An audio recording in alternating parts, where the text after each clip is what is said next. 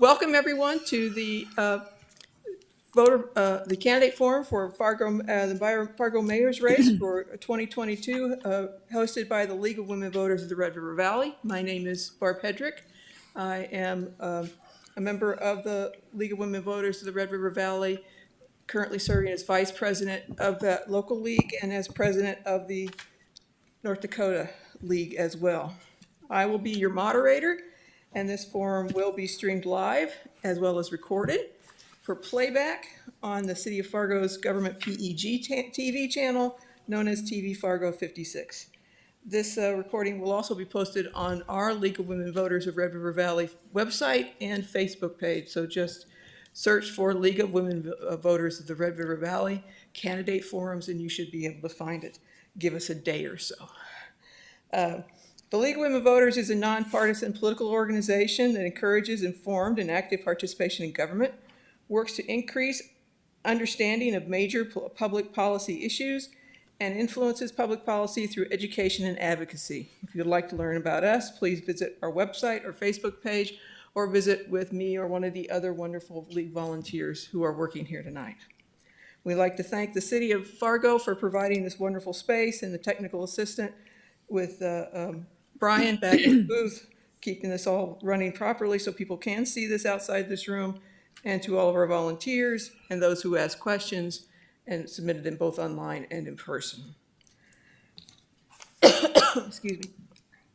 I'd like to take 1 minute to highlight our 2022 voter guide called vote411.org. On this website, you will be able to find your polling locations and get personalized ballot information to compare candidates and see the answers of candidates to questions that have been submitted. I encourage all of the candidates, if you've not already done so, to please get your answers to the questions on Vote 411 for us so that people can see it. This website will go live tomorrow morning, and we hope that you will be able to use it to inform yourself as a voter. And we also particularly would like to thank Folkways for sponsoring our voter guide in 2022. Here are the rules for tonight. Everybody will get a 1 minute opening statement, starting with Michael Borghi. Then we will begin questions, and everyone will be able to answer the question for 1 minute, and we'll move down the line, and everybody will get a chance to start first. And these questions have been submitted both by people here in the audience tonight and by folks online, and have only been changed somewhat for clarity, or combined sometimes when the same people ask the same question. If you don't get your question asked, please feel free to discuss it with the candidates themselves, or send them a request to answer your question online via their Facebook page or campaign page, whatever is available to you. For each question, each candidate will get 1 minute, and we'll take as many questions as we can until we get to about 7 minutes to go, and then we will go to closing statements, which will again be 1 minute. You will hear a obnoxious buzz when your minute is up. Feel free to finish your thought. The buzzer will continue. We do it that way because evidently it works better. So we will begin with opening statements, and we will begin with Michael Borghi. Good evening, and thank you to the League of Women Voters of the Red River Valley. Obviously, my name is Michael Borghi, and I'm running for mayor. I live in the Prairie Wood neighborhood with my wife of 21 years, Kathy Borghi. I'm running for mayor because I feel, as a community, we need a good manager, and that's what a mayor is. A mayor is a good manager of people, budgets, and I have 45 plus years in the hospitality industry. I have the ability to work with all aspects of the hospitality industry, and also and budgets. I feel that's what makes me the logical choice for mayor. Also, my number one thing on the platform is public safety. And I feel that those are the issues that most Fargo residents are thinking about currently, both north and south in our city. Thank you. Thank you. Hukun Dabar. Good evening, everyone, and thank you to the League for hosting this event. My name is Hakun Debar, and I'm running for mayor. The people of Fargo are struggling. As the cost of the rent and owning home continue to rise, many struggle to make ends meet. Many families cannot find or afford childcare. This is a workforce issue, and unfortunately often leaves women with the greater burden, making it harder for them to advance in their careers. Many struggle to find work that pays enough to keep up with the rising costs of life in Fargo. At the same time, employers struggle to find employees. We have waited too long for this problem to be solved. This is why I'm running. It is time that we take action and improve people's lives. Thank you. Sherry Furco. Yes. Good evening. I'm Sherry Furco. I want to thank God for this opportunity to be a candidate for Fargo mayor, and thank you, League of Women Voters and our audience, for letting opportunity for sharing my story. I'm a stay-at-home mom with a teenage son that attends Davies High School. I grew up on the north side of Fargo by the Edgewood Golf Course. My parents' backyard backed up to a grassy open field in the woods by the river, and I could go out my back door and go across a row of bushes and be transferred to the natural environment. But that is gone. It is now a housing development. The Fargo's growth plan calls for living in harmony with the natural environment and having a compact city. But those goals back in 2007 have not been accomplished for the sake of development. Yes, our city is growing, but it does not shine. What is missing is beautification, and that's what I'll bring to the community as elected mayor. Thank you. Thank you. Tim Mahoney. Thank you for having this tonight. What a great community. We're doing great things. While others are struggling, we're thriving. And it's the people that live in our community. As a surgeon in life and death situations, it's the team that makes us successful. If first responders pick them up in the field, they bring them to the ER, we go to the OR. It's the 24/7 care of those people that makes them survive. That is something you do with good teamwork. I think in Fargo, we have great teamwork. Ben Dow is one of the best public works director I've ever had. He's up late at night figuring out what we're going to do with the snow, what we're going to do tomorrow. And yes, the potholes are going to be fixed. When the asphalt opens up in 2 weeks, we'll start fixing potholes. But what are we busy with this week? Cleanup week. We listen to the people. We try to do the things that make people happy in our community. I constantly working to make the community better. And I serve the people. Let's continue to make us better. I would appreciate you letting me continue to lead this great community. Thank you. Thank you. Arlette Preston. Good evening. My name is Arlette Preston, and like so many people who live in Fargo, I came here to go to college.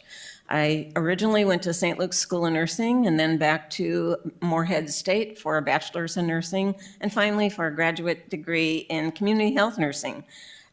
After working at MiraCare, which is now Sanford, for 21 years, I left to open my own business, and I owned and operated it. It was an in-home service for the elderly for 16 years. During that time, I managed up to 100 staff and managed the budgets that go along with that. I also served on the Fargo City Commission from 92 to 2000, 8 years, and on the Fargo Board of Education for 4 years. I was just recently reelected to the City Commission in 2020, and I have the planning and health departments in my portfolio.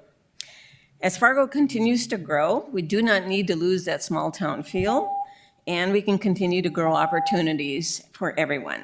I'm committed to that goal. Thank you. Thank you. Shannon Roars-Jones. Thank you, Barb, and thank you to the League for hosting our event tonight.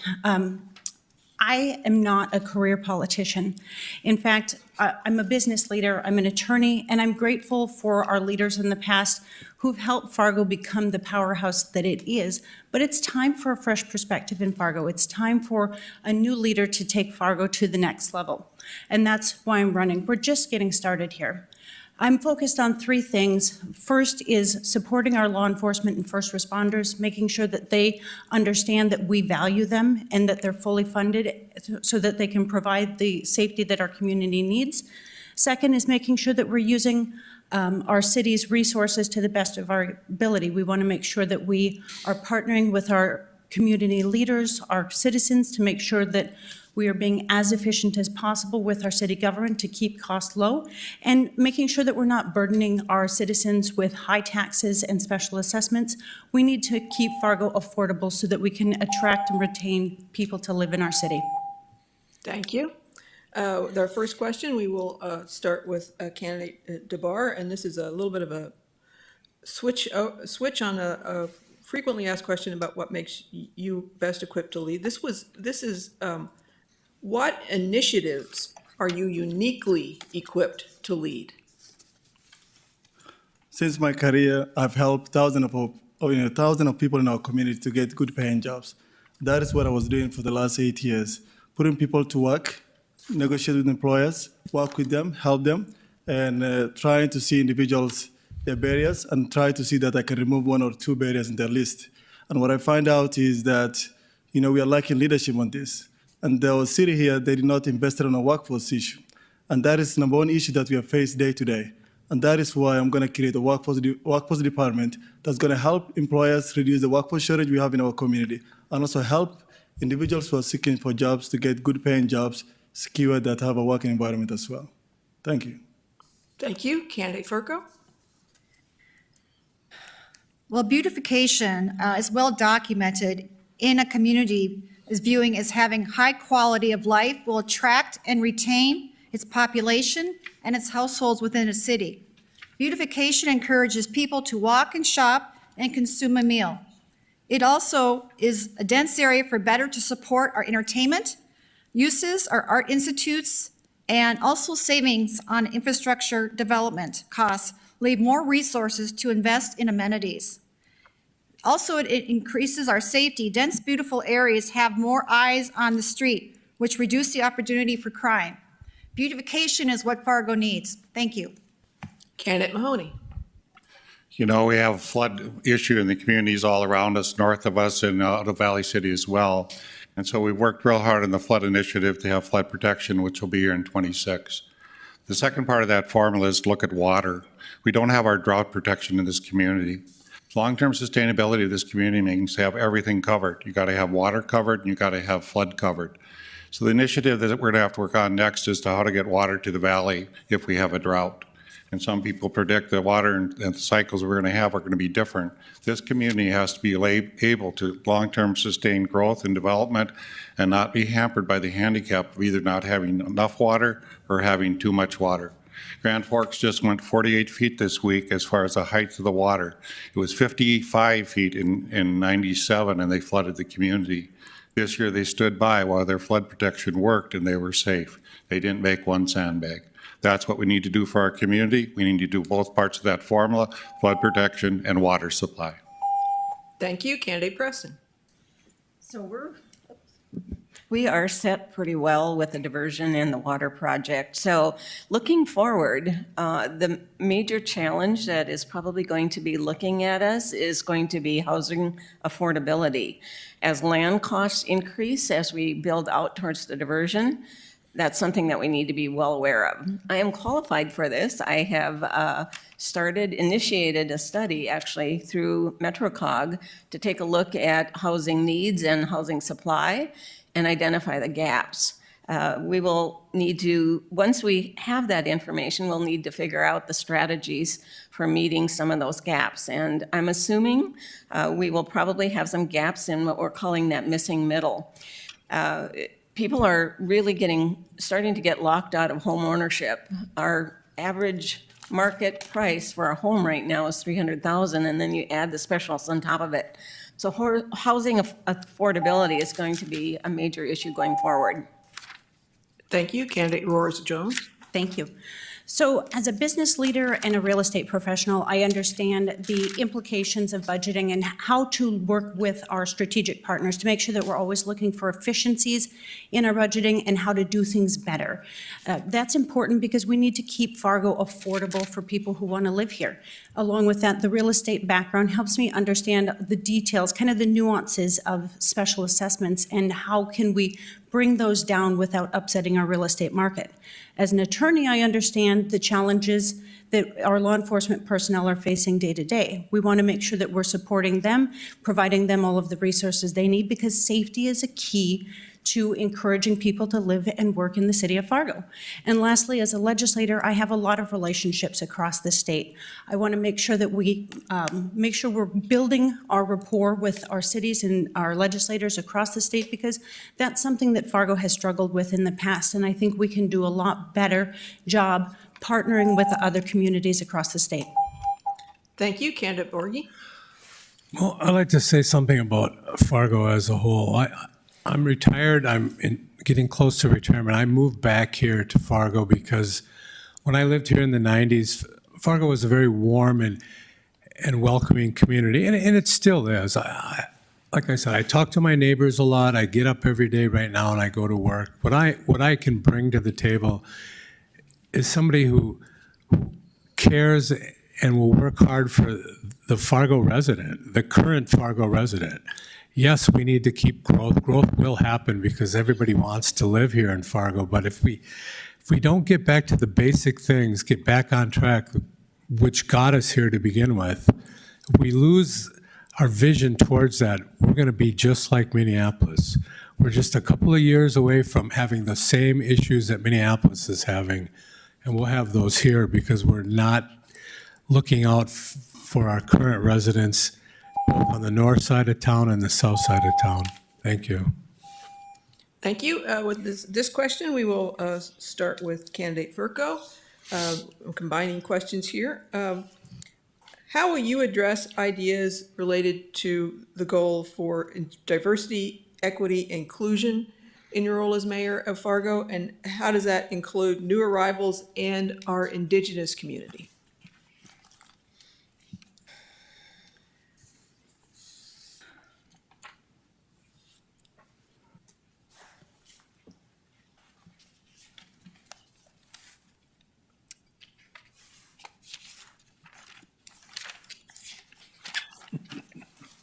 Do you need me to read it again? Yes, please.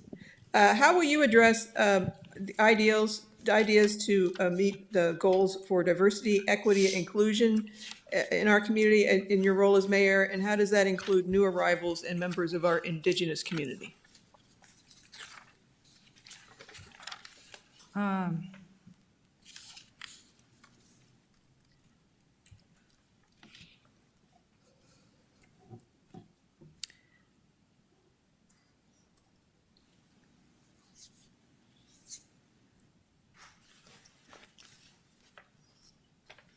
When you say indigenous communities, are you talking all people? No, indigenous is first to Native Americans. Okay.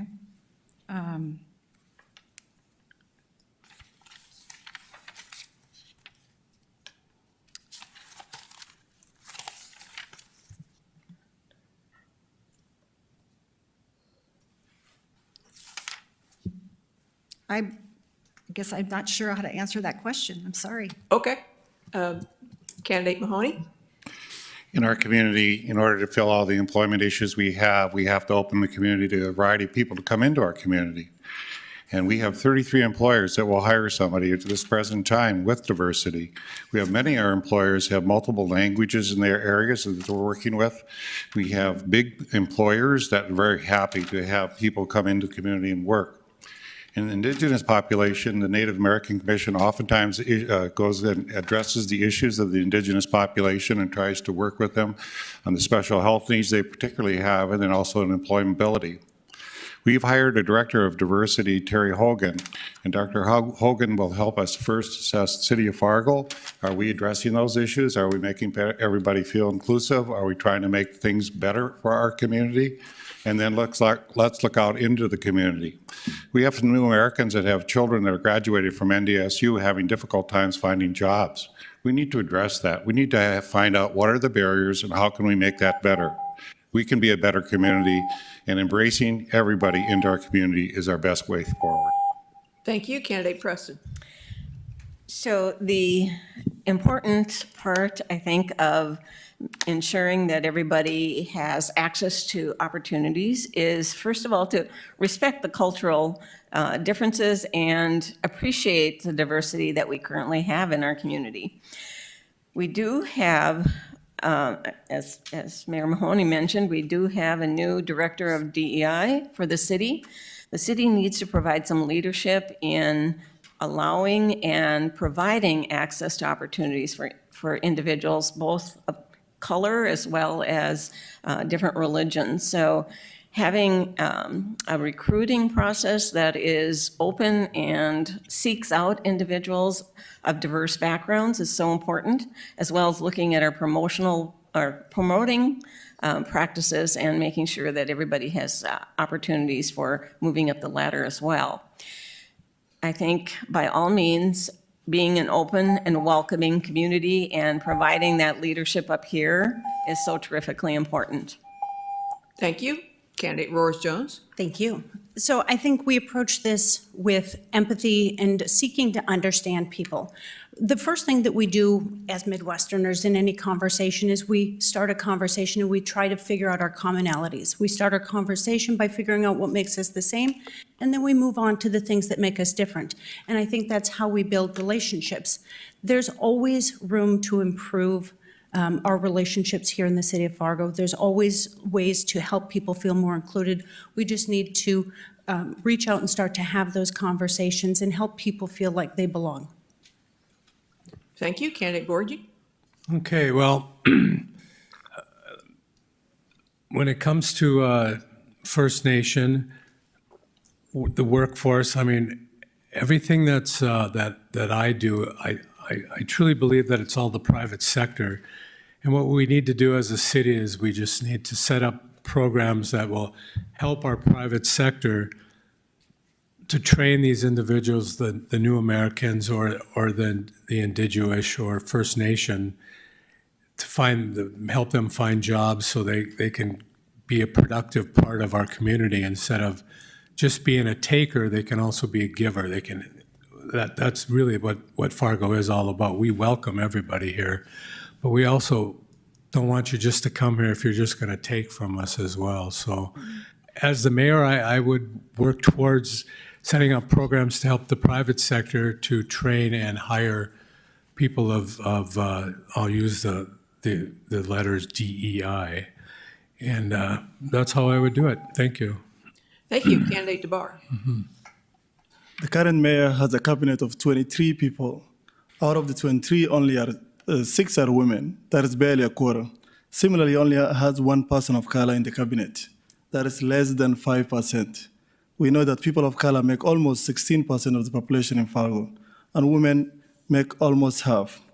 And what position do women and the 1 person of color hold in the city?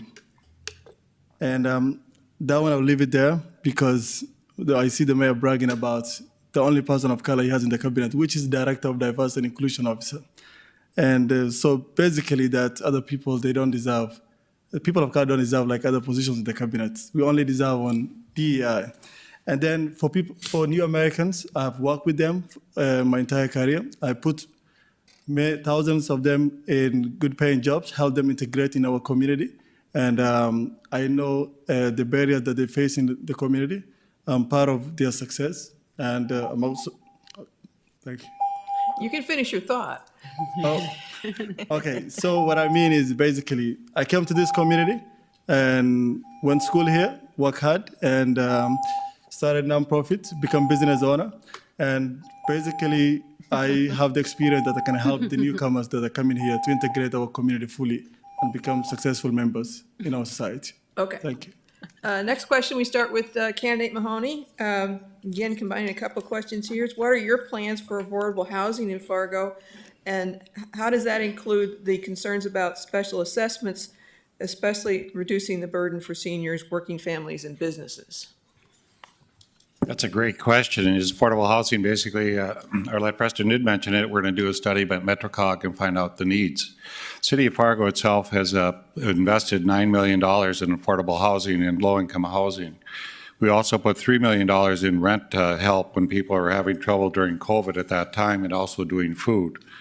We are working vigorously now with 2 other projects that are going to be in the community for low-income housing, and that too the city has invested in, and that's what we're trying to do. One of the questions you have to talk about is Artist Flats.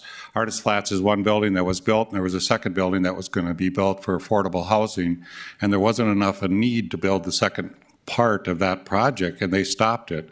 So what is our true need? And that's really why the study is going to be done, to find out what that is. A lot of people talk about the amount of apartments we have in town, but we have a young town. Our average age is 31 years of age. Most people can't come out of college and buy a house. They're 30, 32, or 35 before they buy a house. The reason we have so many apartments is because we have young age. But we will look to address all those issues. Thank you. Thank you. Candidate Preston. We recently had a couple proposals in front of us in front of the City Commission. One of them was a proposal to target individuals who are probably in that lower wage level worker, and probably service industry type worker.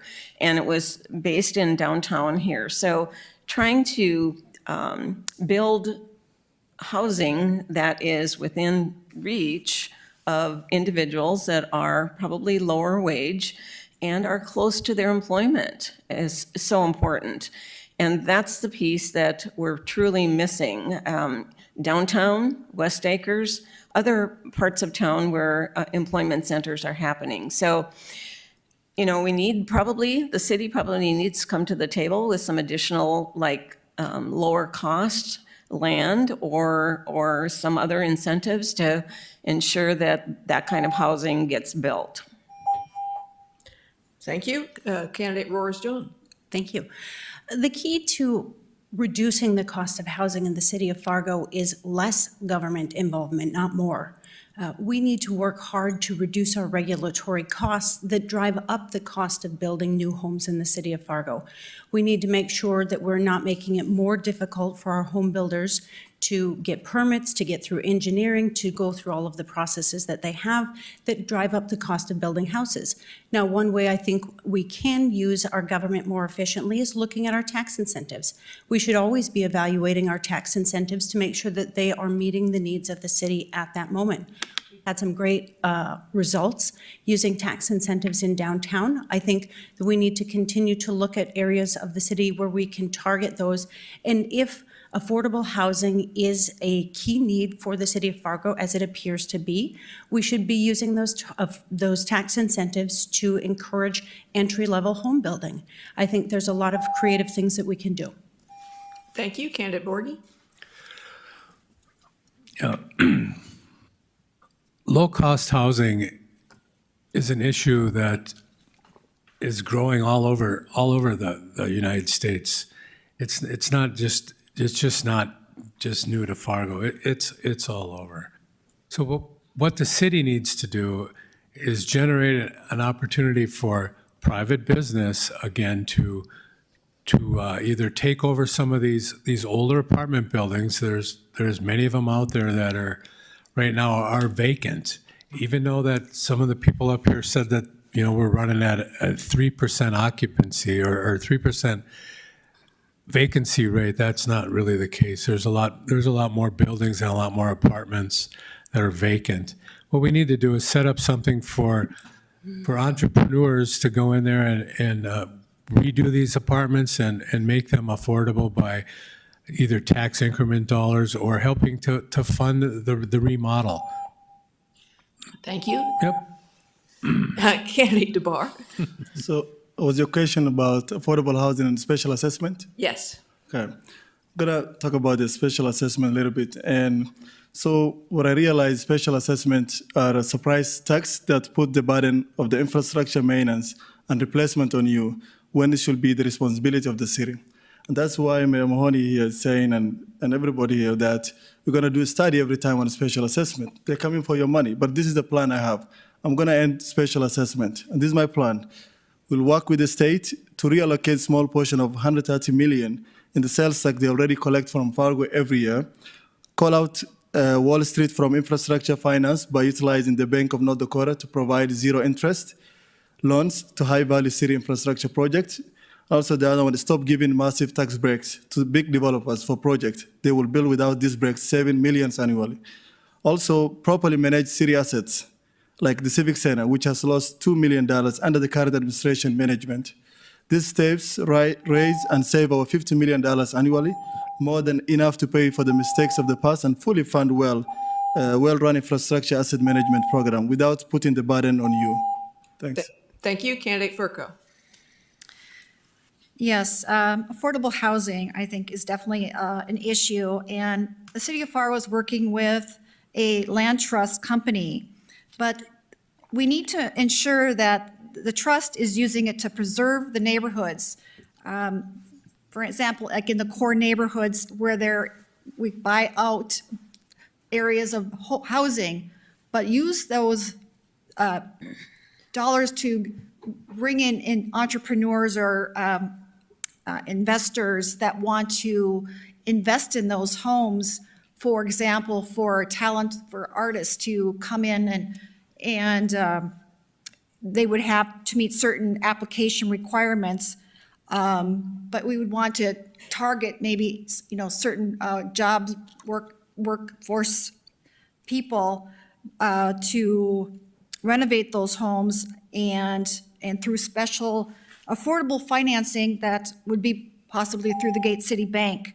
And this would also, ensure that this is that we could definitely think of outside of the box and improve our city's economy as the city grows organically. Thank you. Thank you. Next question, we start with candidate Preston. Do you have any business or financial conflicts of interest that will interfere with voting on any issue you expect to come before the Fargo City Commission? Well, actually, I've had a couple of projects that I have declared conflict of interest. My husband and I are very small investors in the downtown fund. So when those projects have come forward, I have declared conflict of interest and allowed the commission to make a decision whether I would participate in the conversation or not. Usually the impact has been really very minimal personally, so in both cases, the commission has allowed me.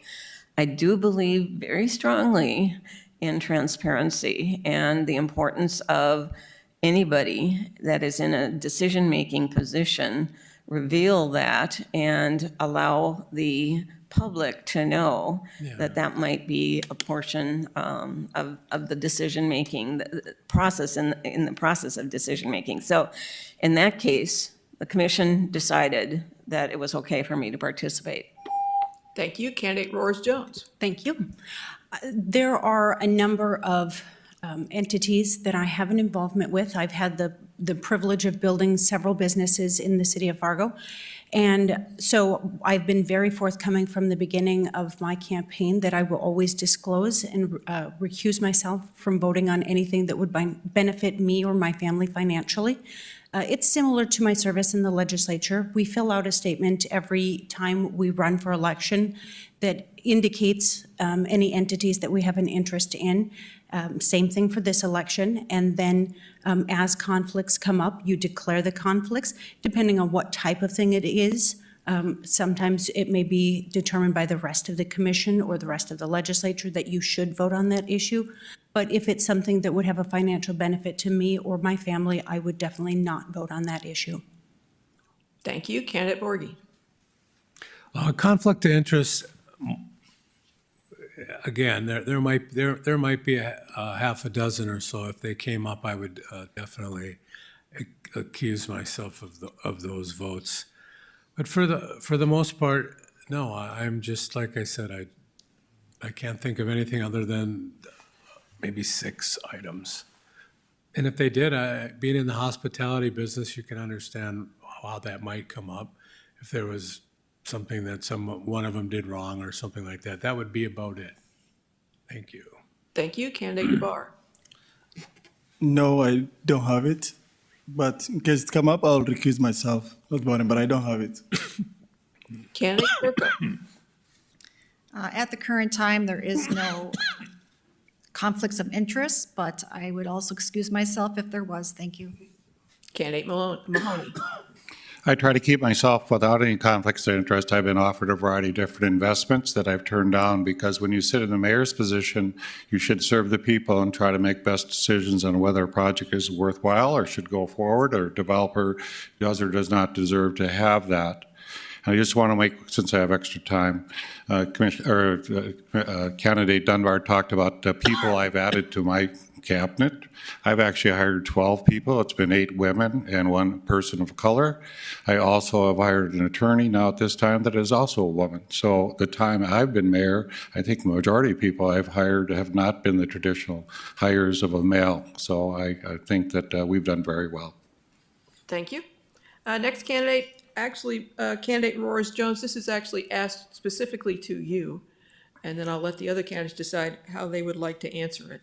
But it has to do with the fact that you are serving in District 46 as a state representative. And the person is asking, how will you be able to handle these both these jobs, and will Fargo be your main focus? That's actually kind of easy to answer because Fargo's always been my main focus. I serve the people of Fargo right now. If I were to be elected mayor, my hope is that I can serve a greater percentage of the people of but this is a question that people have asked me a lot in the past. How are you going to work? How are you going to do this? And the answer is you do it. You know, I went to law school. I had 3 kids, 2 when I started, 3 when I finished. And there's always a way to balance priorities. The question regarding whether or not I would or would not keep my legislative seat is a question that I will make once I'm elected. This is the focus of my race right now, or my efforts right now. My focus is being the best mayor for the city of Fargo, and I want to earn that right. But my focus has always been the citizens of Fargo. I just hope to serve more of you in the future. Thank you. Candidate Borghi, would you like to answer anything about this? About her decision, well, that would be her decision to make, and I'm sure she'll make the right one if she gets into that position. For me personally, I want to talk about the fact that there was a question last time about the mayor's position being a part-time position. I still believe it should remain a part-time position. And the reason being is I think a well-organized and managed mayor can do both jobs, or this job part-time and then my full-time job as well. So I would keep my job unless the job got too much time and stuff, then I would have to take a look at the other opportunities that I have. Thank you. Thank you. Candidate DeBar. I'm not a state representative, but I'm running for mayor, and hopefully, if it becomes full time, I'll dedicate myself to be the mayor of Fargo. And I don't have anything to say, but that's her decision. But I think Fargo deserves to be a full-time mayor that can help, reduce the workforce shortage we have in our community, and also help other individuals, also take the burden out from the seniors and our hardworking families that we need to end the special assessment. And Fargo is growing, and we need a mayor who's always available, that can meet with the folks and reduce the burden we face every day. Thank you. Thank you. Candidate Fargo. I think it needs to have a focus and, making an impact. You have to have a full-time mayor on the job. And I think you need to keep your focus on one aspect or one part of the using your talents, your gifts, your ideas that is going to impact the people, your office, all the departments. I think you're going to need to have a full-time person what's needing for the changes that we need to make in Fargo. Thank you. Thank you. Candidate Mahoney. It's difficult for some people to understand this. This is a 24/7 job. People laugh at me because I carry two phones all the time, but one is my city phone and one is my private phone. When they needed sandbags in Valley City, that call came on a Saturday. When they needed sandbags in Fort Ransom, that call came on a Sunday. When we're trying to decide a snow day, those calls come late at night, early in the morning. If there's a fire, 3-alarm fire, you get those phone calls. You get the phone calls from the police chief if something happens. And I hate to say it, but when you become Mayor of Fargo, you're Mr. Fargo. You can't go to the legislative people and not have people recognize you represent the city of Fargo. The reason I'd never run for a legislative race and a city of Fargo is because you represent Fargo in its totality. And there's a variety of different things that happen politically that you have to be very careful of. Fargo is always seen as the blessed city. We're seen as a city that's got it all. So sometimes it's difficult for a legislative body to say, hey, we need to give them something more. Working on good relationships, they gave a bond that helped us finish the flood diversion. And that's oftentimes what happens, is you need to work with everybody, but you represent Fargo. Thank you. Candidate Preston. For the past 30 years, we've had a full-time mayor, and there's a reason. It's because it's a very busy job.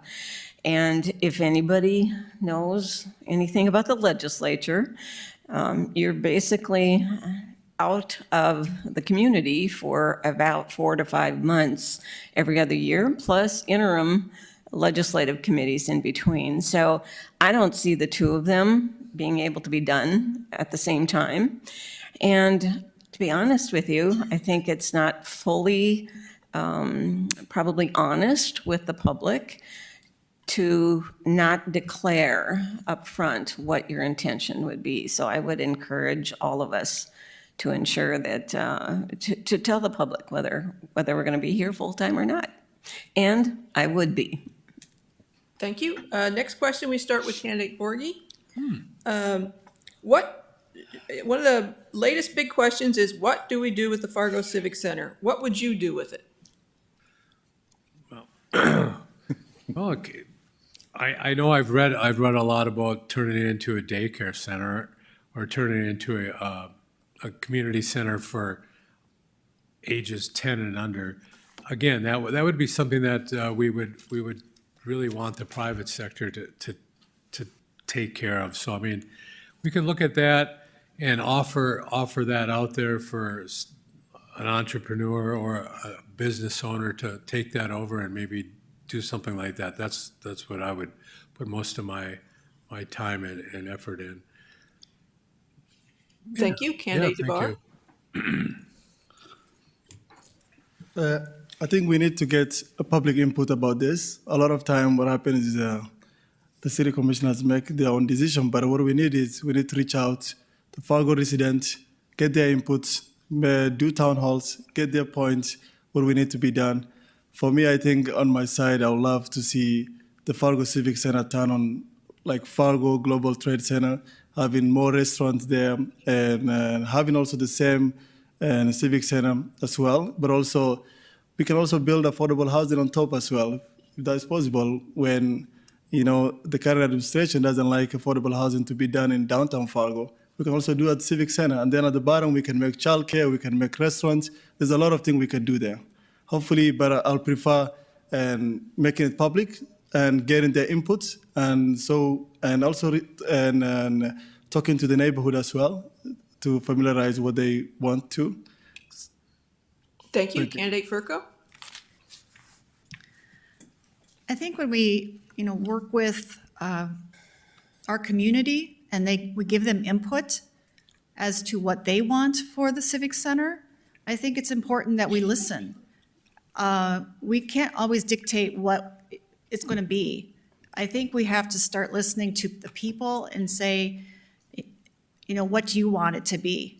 And then work with, the community, our entrepreneurs, public and private sectors, and really, kind of step back and see what can it be?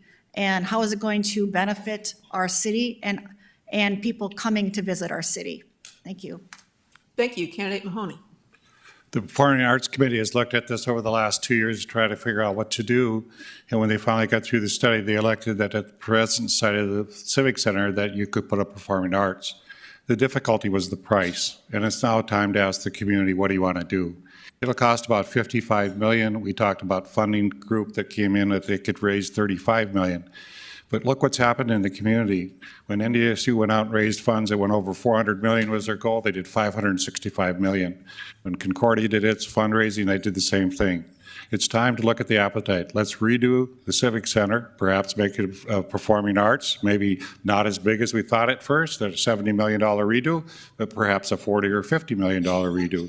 But I think that's where our energy needs to go. I love it when people are giving ideas. Let's look at the ideas. If there's something viable, let's look at that. If not, let's do a performing arts. Thank you. Candidate Preston. The Civic Center has been slowly having less and less events there, and in fact, I don't know when the last one was there. So the building has become pretty outdated. It's not good for concerts, and it's not good for very many sporting events. So the building would require a huge amount of renovation and a lot of dollars put into it if we wanted to keep it. I don't think that's feasible. I do agree the Performing Arts Center has been looked at. There's been public input for that, and that would be the perfect site for it. So it all depends on, and there's a fundraising feasibility effort going on to see if indeed there's private sector support for actually building one, but that would be the site for it. Thank you. Candidate Roars Jones.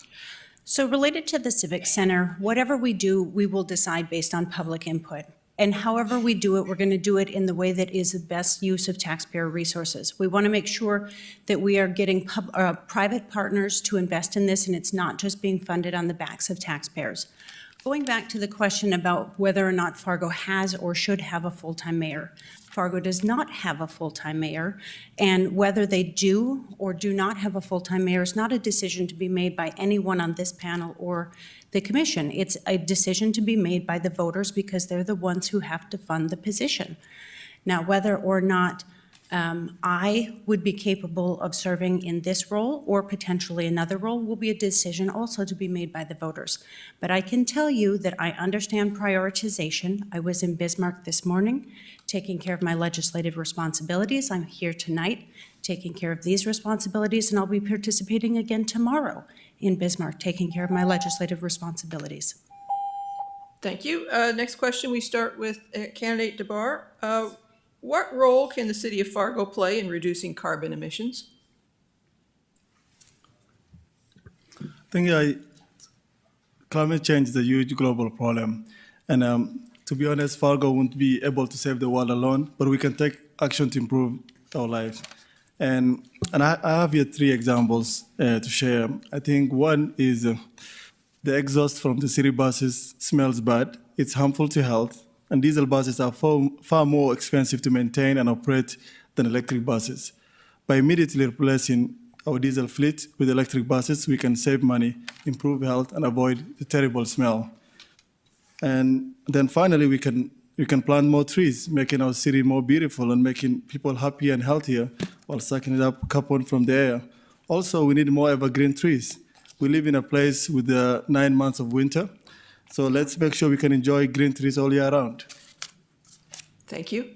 Though I object to 9 months of winter. Thank you, Candidate Fargo. I would agree. Planting more trees is going to help our carbon emissions. It absorbs it, and it also it takes those carbons out of our air, and the trees use that. And at the same time, we can get the benefits of the beautification in our city by planting our trees and taking care of piece that we can do to improve, safety and beauty, and give our city a more healthy, wealthy, wise, I guess, the image of what we can give our community and to our citizens. Thank you. Thank you, Candidate Mahoney. Our Sustainability Committee has looked at this, and Fargo's been looking at this for a long time, and we look for different ways to help the community out. We converted all our streetlights to LED. That cuts a huge amount of wattage that you have to use to do your electricity. We were one of the first to do methane recapture at the waste management. And the interesting thing about that, somebody said, hey, we can get some carbon credits. And the team asked, well, how much is that worth? A check came in for $600,000, and then we thought, boy, that's really serious. Now, what we're doing now is we're doing carbon measuring in 2 of our big buildings and then throughout the community to see what other things we can do to help keeping the carbon footprint down. If you take out a tree, you have to put 2 trees in. So our forestry department already does that when somebody develops a site. We are a community that will look at it, measure it, and see what other things we can do. But sometime if you're not having something to do in the afternoon, watch the Sustainability Committee and have them talking about different things we can do. We feel we have almost 5 pages of things we've already done in our community and things we'll continue to do to look at that problem and make an impact. Thank you. Candidate Preston. So I'm not an expert in this area, I'll admit that up front, but certainly am very concerned about environmental issues and would be real interested in pursuing some of these. Certainly, electric buses would be an option. I'm also real excited about the Sustainability and Resiliency Committee has come forward with a proposal, and in fact, the City Commission approved bringing on a consultant to start calculating what our carbon impact is and what kind of carbon reduction we're actually involved in. So that's the first step, is really to start measuring what we're doing and how we can perhaps move towards a goal. So that, I think, is real encouraging, and it's exciting. Thank you. Candidate Roars Jones. Thank you.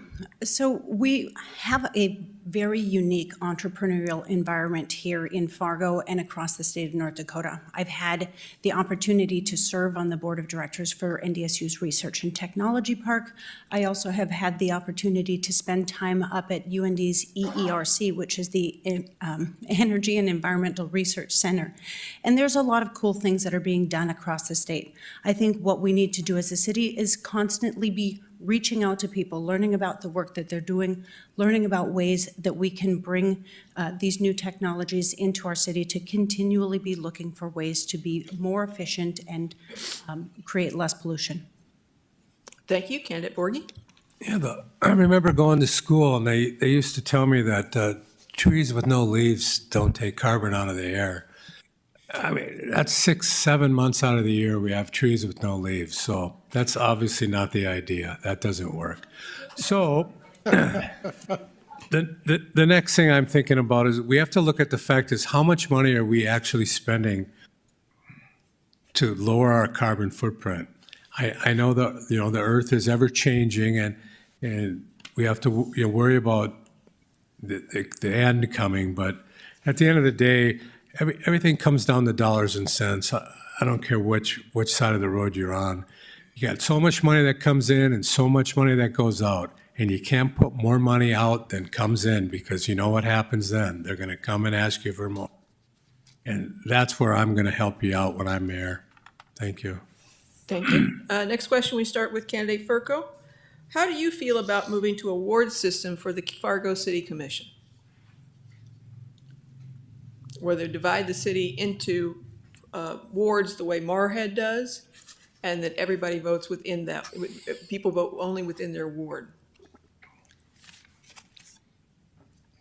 I think that's what we need to do in Fargo. We are a growing community, and a ward system would help bring the leadership closer to the people so they have a voice in their neighborhoods of what they want in their neighborhoods. A century ago, we had ward system, and I think it's time that we do bring it back. So I am for a ward system in the city of Fargo. Thank you. Candidate Mahoney. We tried to form a committee to look into governance because there was an interest in the commission, and we had 4 people apply to look into that, so we felt maybe people aren't as that interested in. Fargo has a very unique system. There's a question, maybe we should add 2 more people, because it seemed like a lot of candidates either for commission or for mayor. Maybe we need more input, so maybe we should go to 7 on commission. The difficulty with wards is we're not like Minnesota. The wards are already defined right now. We haven't defined the road. And how would you have equal wards? Because social economics of every part of the city is different. It'd be very difficult to get, by federal rules, you have to set your wards up that are kind of equal in numbers and of how the demographics are made up. And I've challenged many people and said, hey, let's have wards, Tim. It's hard to do. The other thing is that one of the things about having a commission in Fargo is unique. But you vote for the whole city. So we don't get somebody protecting their neighborhood. There have been some decisions that have been hard to make, but if you're thinking of the whole community, that's better. Thank you. Thank you, candidate Preston. So this would certainly be an issue that would need to go to a public vote. It's a form of governance and would require the public to approve it. So, however, let me state my personal opinion. I certainly would be supportive of wards, and for a couple different reasons. One is, and it was just stated, neighborhoods are all different. They have needs that are different. And we are large enough at this point to be able to actually identify neighborhoods with different needs. So it would ensure a voice at the table for every neighborhood. The other reason is it's really difficult right now for a member of the public to know who to go to and who would be accountable for following up on a concern or a question of theirs. We get emails from everyone, and all 5 of us get those emails, and it's not clear who should be answering them and reporting back. So those are the reasons I would support a ward system. Candidate Roars Jones. Perfect. I think there's value in having one, but there's also concerns that I have. It's a question that is worthy of looking into. Right now, of the 5 commissioners that we have, only 1 commissioner lives south of 32nd Avenue. So that makes it difficult to feel like the south side of town is being represented. But dividing communities into ward system can also create parochialism or difficulty in representing, feeling like you're being represented by the entirety of the commission. And I assume voting would still be, when you would vote for all of the commission members. That's a question to be answered too. The other challenge that I see as a person who is very involved in looking for recruiting candidates to office, it's hard to tell looking at the mayoral race that we have right now and the commission race because they're very large slates of candidates. But as you break down those geographical regions, you have a smaller pool of candidates to pull from. So there's pros and cons. I would be open to looking at the option, but ultimately it will be up to the voters to decide. Thank you, candidate Borghi. I'm actually in favor of Mayor Mahoney's idea of adding 2 more commissioners, because as the old saying goes, the more the merrier. But there is really a lot of things that do come up, and by having 2 more, there's always that possibility that we'll get a couple from the south instead of all from the north, or we might have all from the south, or we could change the city charter. I mean, there's lots of ideas, and make it that you have to have representation from all areas of Fargo, but yet they all are voted at large. So I mean, that's something we can look at. If I was mayor, I would look into that. Thank you, candidate DeBar. And personally, I would say no. And why? Because we need to represent the whole city. But I will agree with Commissioner Roulette that let's take it to the public. Let the public decide. And if you want to stay the way we are, or if you want to do what. But and as a mayor, what I'm gonna do is also, I will create a neighborhood advisory council that is strong, that will also, and not only the city commission deciding about what to build on their neighborhood, but also the neighborhood to decide first before the city commission. Thank you. Next question, we start with candidate Mahoney. How will you improve morale and reduce turnover of city employees, including police officers? And I'm going to add another question because we're starting to run low on time. And when speaking of the police department, how do you plan to improve the operations of the Fargo PD, and especially considering the high rate of negative interaction they have with people of color? I think you got a little bit huge question there, but I'm afraid I did. I'm sorry. Yeah, I think it really mixes a lot of things. We've invested in the police department. I've added over 46 people in the last 5 years, basically, or since 2015. We have 17 vacancies right now. We're filling those vacancies. We had a change agent come in as a police chief, and with change agent comes difficulties of different people. We also had George Floyd happen. When George Floyd happened, a lot of people got a little disgruntled being police people, being police women or men. It's a difficult job to handle. We are doing a survey with the police improvement plan right now, trying to find out if there's issues within the department. That's going very well. We have many people coming in and talking about different things in that area. We are training our policemen on a weekly basis, basically de-escalating encounters with the public, making it a better opportunity for us to interact with the public. And is there a less violent way to do it? Yes, we are. We're doing a variety of things that are just fantastic. And the only other thing I want to hit, we're doing body cameras. So if you find what you're saying, is there something going wrong and we're interacting with anybody of the public, take our police cameras and look at them, because that's not what we're finding. Thank you. Candidate Preston. When I was on the commission before in the 90s, we brought in a police chief from the outside. We had a police chief in place for about 20 years. He came in from the outside, made lots of changes. They were really positive changes. He was here for about 8 years. And then since then, we've had police chiefs from inside. So we've had about 16 years of inside police chief. By that, I mean they've been promoted from within. This time, we purposefully, intentionally selected somebody from the outside. It's always good, especially with law enforcement, when there's so much interaction between the public and the department, to have a fresh look at things. And he has definitely made some changes. All those changes have been certainly supported by the commission. So the changes have been, they've been fast and coming, and there's individuals that have struggled in adjusting to those. So it has caused some turnover. However, nothing that is awfully concerning. We'll be waiting for the results from the survey. Thank you. Candidate Roars Jones. Thank you. So during my research for this position, I have talked to department heads and I have talked to rank and file employees of the city. I have talked to leadership to the extent that I've had access to them in the police department, and I've talked to everyone from the top down, detectives and patrol officers. Everyone feels that there's a morale issue in the city of Fargo. Everyone in law enforcement feels like they are undervalued. Everyone that I've talked to in law enforcement feels like we need more bodies on the street.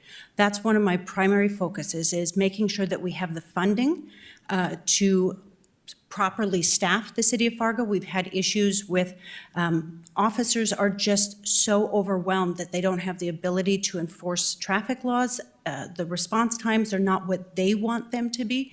They want to have caseloads that they feel like they can manage. And so we need to make sure that we're properly supporting our law enforcement so that they feel like they can do the job to the level that they want to do it. Thank you. Candidate Borghi. Yeah, public safety is why I'm running for mayor. They did a search. I mean, they had candidates and they did a search, and they hired a current police chief, and yes, he's not from here. And the thing about the police chief, from what I can see, and then what I've talked to people that work in the department. We'll just leave it at that, and then I can just see what I've read in the different meetings that I've gone to. He's a community organizer. He doesn't police, and what that means is that they spend more time gathering everybody else's opinion on what's going on instead of actually following the rules and laws that are on the books. Fargo has many laws on the books that aren't enforced. I mean, they just plainly are not enforced. When you don't enforce the law, those things get bigger and bigger. And about crime has no color. Crime is crime. When you commit a crime, you do the time. That's just how it is. Thank you. Candidate DeBar. think the city has been losing employees in every department. Losing employees is a serious problem. It represents a loss of investment in training, loss of institutional knowledge, and major costs to rehire and retain positions. We need to start listening with our city employees, hearing their concerns, and also listening to residents who are impacted by our work. This will help us increase buy-in and create better plans to move forward. According to the Harvard study, the quality of best leaders and managers that separate them from others is that they not only demonstrate but also cultivate virtuous action through the following: forgiveness, humility, kindness, trust, integrity, generosity, gratitude, recognition. This will be the pillars of my administration, and this will be an important part on how I'll select my cabinet, and I will encourage them to use this as a guide to hiring managers. Also, we need to support our law enforcement. They do day to day because we burden them. One is because we are not investing in affordable housing and workforce department, and I think we better look at also on the resident, and also we need to support our law enforcement as well. Thank you. Candidate Fargo. I agree with Mike Borghi about, I think our police department is kind of being stressed and taxed. We keep spreading our city out with sprawl, and that just gives them, have too much area to cover. And we need to increase our law enforcement and to able to maybe also put in police hubs in the neighborhoods and to have a presence. And so the neighborhood has the ability to see that the police are there for safety, but also to just ensure that they know that they're being that their neighborhood is safe. Also that, to enforce the quality of life is important for all neighborhoods. Thank you. Thank you. I'm going to sneak in one more question before we go to closing statements. And again, thank everybody for submitting their questions. There were many more than I could possibly get to. I kept puzzling through what wonderful question do I do next. I hope you can ask the candidates their questions later. Candidate Preston, we'll start with you, and this deals with what I believe was talked about at Monday's City Commission meeting. There was a discussion about development in the Roosevelt neighborhood. What is your plan for neighborhood engagement and working with developers? So I think the most important thing is, and we've been working on this for the last few years, is getting planning and development staff up to par so that the city is driving development, not developers driving the city necessarily. So just having a vision, a master plan, the ability to know what is good for the city and what kind of development. The issue that we talked about on Monday evening was an infill development, and that becomes even more, more dicey, if you want to call it, because it's oftentimes happens with single-family homes surrounding the development. So having citizen engagement up front, I don't necessarily believe that it should be directly with a developer. It needs to be the city that has the vision, and they deal with a developer with certainly information flowing and concerns coming from the neighborhoods. But the negotiation should be happening between the city and the developer. Thank you. Candidate Roris Jones. Thank you.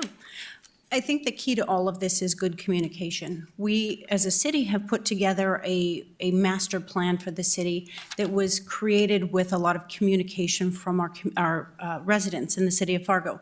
But I think as we have new projects that come forward that maybe are not something that was contemplated within the master plan, we need to make sure that we we reach out to the neighborhoods, we understand their perspective, we come to an agreement with all of the parties involved, cities, developers, neighborhoods, to make sure that everyone is having their needs met. And then when you make a commitment to a neighborhood, you have to fulfill that. That's what we have always done with our family business, and it's what we'll continue to do, and I will continue to do in my role as mayor. Along with that, oh, of course, there it goes, right out of my head. But with that, it's about making sure that you're communicating. Thank you. Candidate Borghi. Yeah, what happened Monday was an interesting thing. It does all come down to communication. I think there's actually four parties involved in that particular instance. And I think at one time they all agreed to do the right thing and get everything done in a timely manner. And what happened is somebody dropped the ball. Again, it all goes to the top of the hill. It goes to the mayor. The mayor is the chief operating officer of the city. And somewhere in there, they lost dates, they lost times, the projects didn't get done, they were missed. However it was, it's not the mayor's job to drive around in his car and make sure everything is done. It's the people who work for him, the people who answer to the mayor. So he needs to be able to put the right people in the right job so he's kept informed or she's kept informed so these things don't happen again. That, again, was why I'm running, a good manager. Thank you. Candidate DeBar. I think right now what is happening is the mayor and the PepCon are pretending to be the great defenders of the public against the developers. But let's be honest, there are only two reasons why this is happening. First, they just turned down an amazing developer who will have paid taxes, will have built affordable workforce housing and space for childcare, and also a grocery store. Instead, they picked Kilborn, and the result is losing $10 million in revenue. The second reason is the election is right around the corner. But let's look history. The Roosevelt neighborhood has been good partner with the city. They cooperated to create the UMU, area of higher density student housing, but then the mayor and the city still allow developers to buy up single family homes outside of the UMU, allow them to rot, and then continue to tear down the Roosevelt neighborhood. This was no surprise. The residents of Fargo deserve better leadership that lives up to its promises, rather than pretending to be a good for a few months before every election. Thank you. Thank you. Candidate Fargo. Could you repeat the question, please? On Monday, at the City Commission meeting, there was a discussion about development in the Roosevelt neighborhood. What is your plan for neighborhood engagement and working with developers?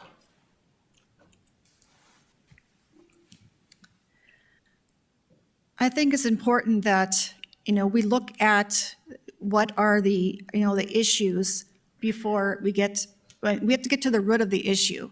I think sometimes we jump to conclusions as to how can we solve this, but maybe we need to step back and say, what is the root of the issue? I think some of these things, we need to kind of go back and say, what are the best practices for like the land development code, for zoning districts, development regulations, organization, form, and style. We can use the core neighborhoods master plan. It has everything in there to help our city to grow, to be well-maintained, for safety, for beautification, and it can be a master plan for our entire city. We can look at how it's going to help develop for high standards in our neighborhoods and create a sense of community. Thank you. Thank you. Candidate Mahoney. City of Fargo has contracts throughout the city with millions of dollars of contracts that go on. Typically with a contractor, if you don't finish on time, there's penalties of money that go against that company. So a contractor, if they're delayed, would typically come to us and say, hey, I got a problem here. We ask for forgiveness. Jim Roars already has paid the taxes on this. He's got $29,000 into it, and that's what he came to us and said, hey, it's time to pay me my $29,000 back. And then we had discussions about the condominiums. I think the company will come through, do the 7 condominiums. It's a question of time. What time can we get those built? I think it's an expectation of Roosevelt neighborhood, because that was the compromise on this project, is we do 7 condominiums. I don't think those condominiums have to be built. Roar's company gets 1.4 million out of its TIF over time, and that's something that should motivate them to finish this. It's a $2 million project, and I think it can be worked out. And I'm glad Shannon said, let's communicate. Communication is key to everything. Let's sit down and talk about it. And yes, that's what we need to do. Thank you. Thank you. Just before we go to our closing statements, I'm going to get one more pitch in for vote411.org to learn more about these candidates as they ask questions on there, and it will again be going live tomorrow. And again, with the candidates, if any of you have not completed any questions on there, please do so citizens can see your answers. And everybody remember to vote on June 14th. And thanks again to the City of Fargo. And now we begin with our closing statements with Shannon Roars-Jones. Can I, 1 minute? 1 minute, sorry. Okay. I remembered the last thought I had for my other turn, and it was really about communication again. As you've heard, communication is important. It's a two-way street. And if we had the communication as the contract required, we wouldn't be in this situation with the huge spectacle that we saw on Monday. I'm running to bring a fresh perspective to the City of Fargo. I'm running as a business professional who has perspectives that I think will be valuable to the City of Fargo. But I also think that civility on our City Commission is critical.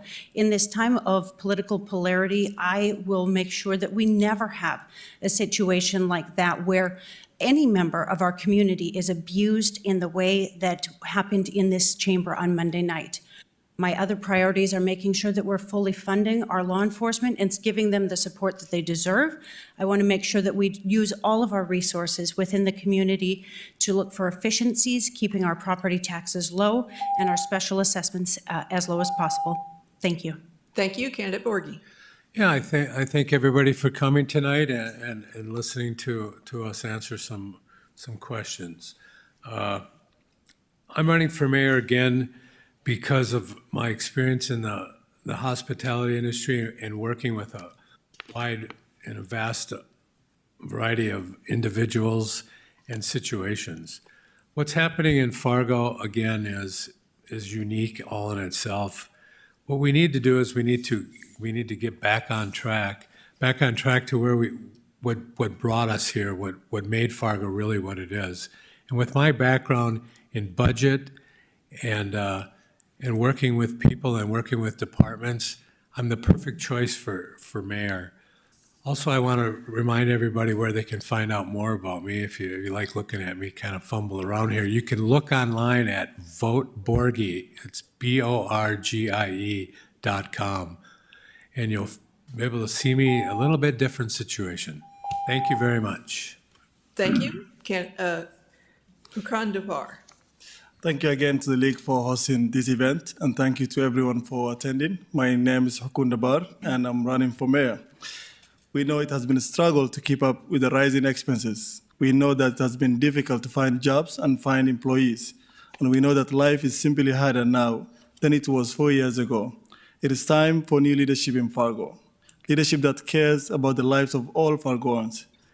To the hardworking people of Fargo, I've heard you. I know you are struggling. I'll work hard to make your life easier. We will end special assessments. We'll hire a cabinet that reflects Fargo. We'll address the rising cost of childcare, housing, and transportation. We'll implement a housing first policy, and also we'll solve the workforce shortage by creating workforce departments. I humbly ask you for your vote on June 14. Let's create a brighter future for Fargo together. Thank you. Thank you. And Sherry Fargo. My fellow citizens of Fargo, I have a vision for the city.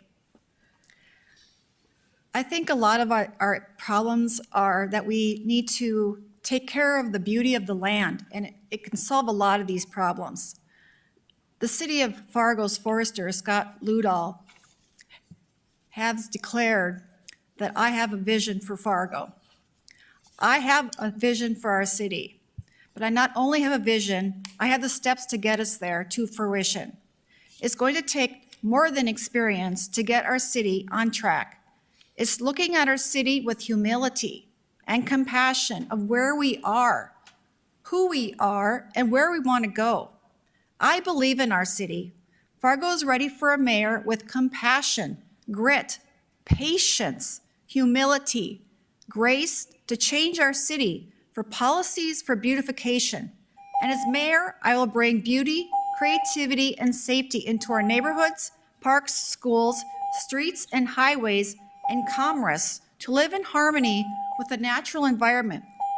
So God can bless us now and forever for our city to be a city of God's beauty. Thank you, and may God bless Fargo and God bless America. Thank you. Tim Mahoney. Thank you, League of Cities, for having this tonight. You have seen my body of work over the last 8 years. Fargo has grown 20%, #1 job market, permits up to $760 million. We have growth, we have stability, we have great things that have happened in our community.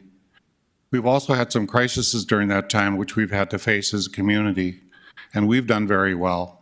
When we compare ourselves to other communities, we're a shining star of what a community can really be. Now it's up to our community. Where we should go from here? What can we develop and do within our community? What are we going to do to help with the amount of jobs that are available? I have companies calling me now, coming to Fargo because we're such a great place. And what we're great about is the people. The people have the energy, the wit, the things to make this city a better city. I would like to lead you again another 4 years and see what else we could do in the next 4 years. Thank you. And Arlette Preston. Thanks to the League for hosting tonight. I'm in this race to work for the hardworking residents of Fargo so that everyone who chooses to live here can prosper. I'm in this race because too many people are getting locked out of home ownership and rental rates are getting out of reach. I've been working and will continue to work on ensuring childcare is accessible and affordable. Finally, in order to fill job vacancies, our community needs to be welcoming to all who choose to live here.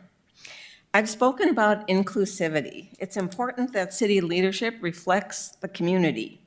In the entire history of Fargo, there's never been a woman. It's time. I have the experience and the skills to serve as mayor. I have the energy, focus, and passion to get the job done. Thank you for your time. I ask for your support on June 14th. Vote Arlette for mayor for Fargo, and my website is arletteforfargo.org. Thank you.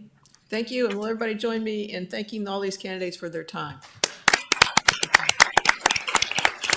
The League will have one more night of candidate forums in West Fargo on May 17th.